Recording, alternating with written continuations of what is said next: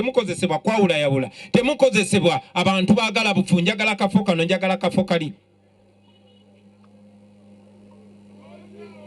Mutunule enkaliriza basebo ne bannyabo. Abasinga okubonaabona yemmwe naddala abatalina we beemwesimbye.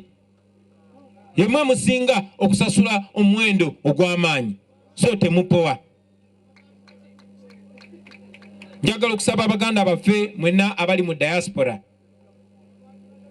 mwenna abali ku social media, mukole ekitugattako. Tulina obuvunaanyizibwa obuteekawo ekifaananyi ekyesigibwa abantu basobole tukwasa eggwanga. Ekifaananyi ekyo tulina okuba abagezi, tulina okuba abagoberera ensonga, tulina okubeera cautious, tulina okuba abeesimbu. But most importantly, era mutunulire enkaliriza kubanga era Museveni ayagala nnyo okukozesa abo abali muffe.